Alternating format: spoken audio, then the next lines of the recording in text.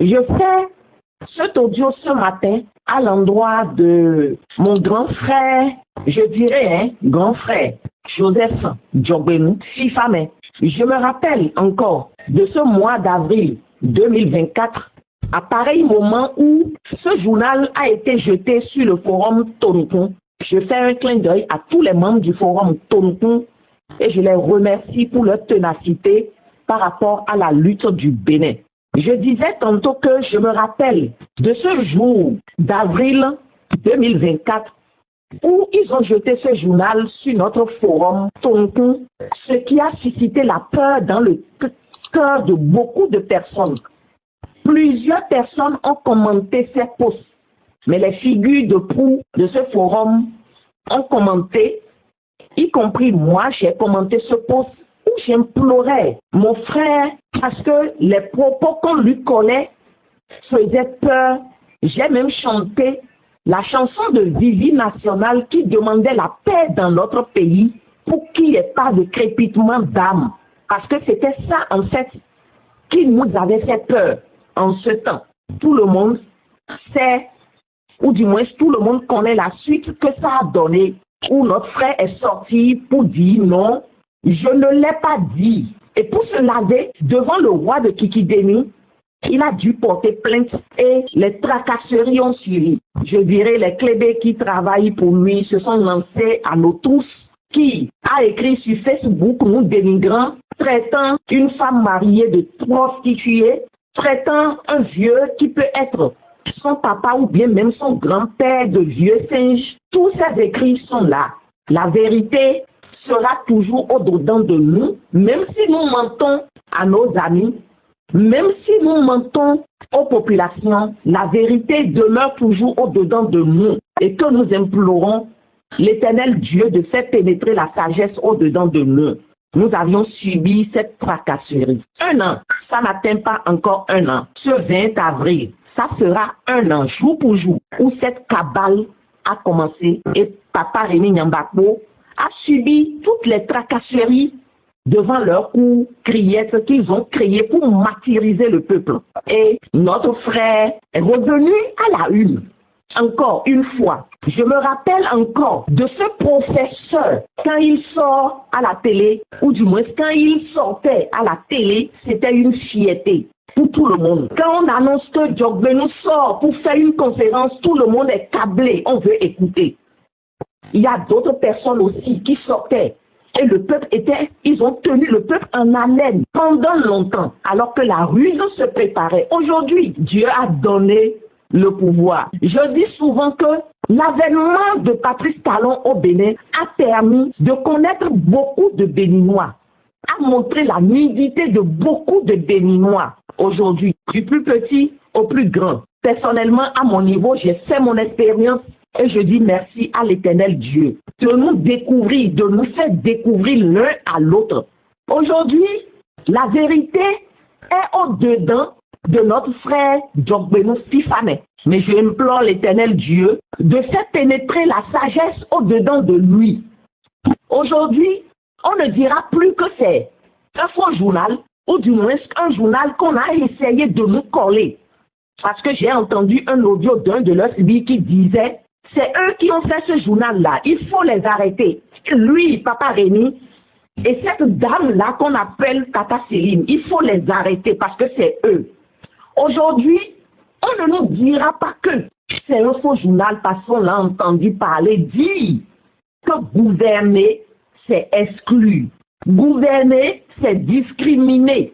Même si les esprits faibles pensent que ce qu'il dit est vrai, j'ai entendu Djogbenou en 2015, en 2014. Même devant ses étudiants, il donnait des leçons de bonne conduite. Cela voudra dire qu'aujourd'hui, parce que discriminer, depuis que j'ai entendu ce frère dit, gouverner c'est discriminer, je me suis collé à mon téléphone, je suis allé sur Google, j'ai regardé la définition de discriminer, j'ai posé des questions aux hommes de droit pour comprendre. Est-ce que demain, Mais Djogbenou veut être président de la République du Bénin. Et il dit, gouverner c'est exclu. D'abord, nous avions connu l'exclusion pendant 9 ans. Pendant 9 ans, nous avions connu l'exclusion. J'avais parlé dans mon audio d'il y a 1 an qu'il a parlé de ruse et de rage.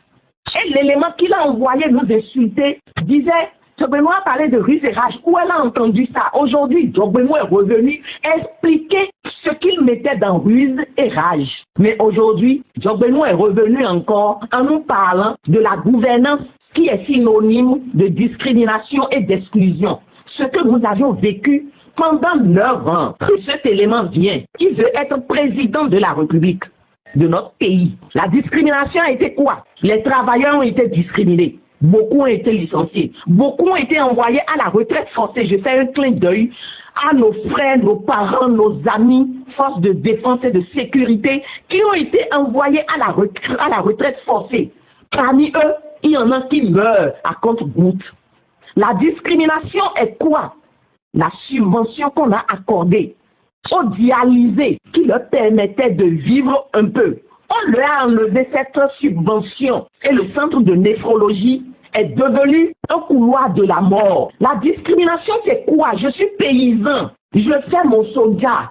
On dirait, aujourd'hui au Bénin, nos paysans sont comme nos aïeux envoyés dans les plantations aux Amériques où on les chicotait pour produire, pour qu'eux ils soient riches. Aujourd'hui, nos frères soldats-culteurs sont tués. La preuve, la dernière fois, il y a eu de morts parce qu'on veut ramasser les soldats de quelqu'un. On a compté des morts. La discrimination, c'est quoi? Des étudiants tués. La discrimination, c'est quoi? Joseph Djogbenou est maître ou bien est président d'un parti politique.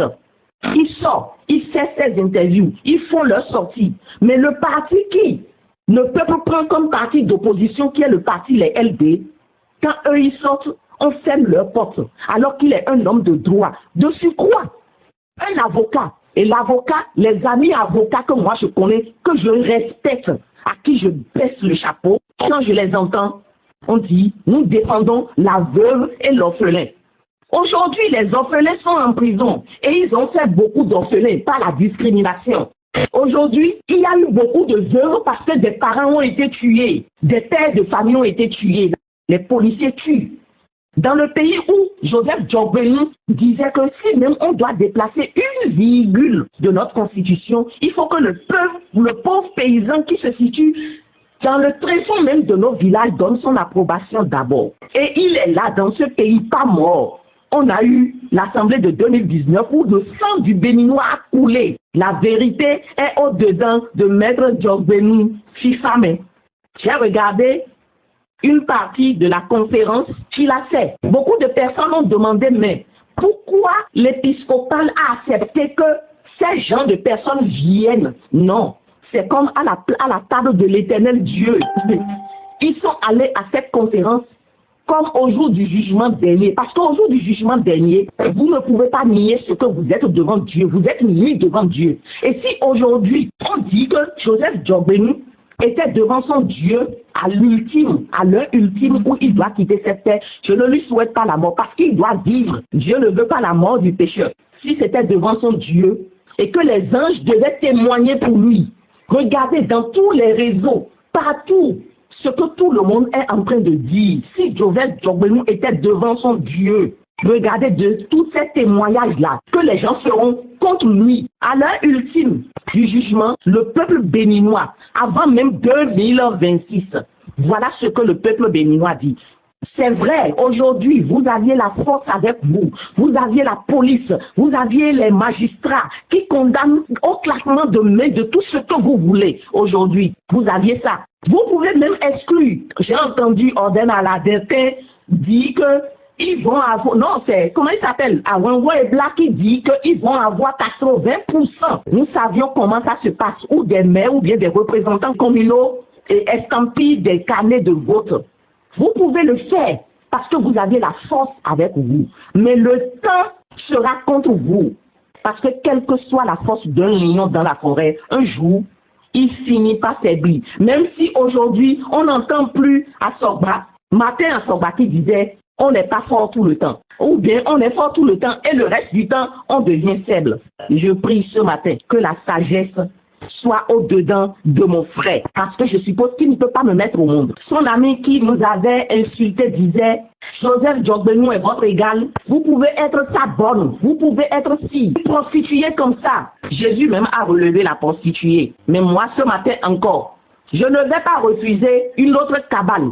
Mais je le dis pour le peuple béninois. Je le dis pour notre pays. Je fais un clin d'œil au Pépé Jean-Baptiste Elias qui vous a posé une question. Je vous ai écouté hier, aujourd'hui. Vous faites le contraire de tout ce que vous aviez dénoncé.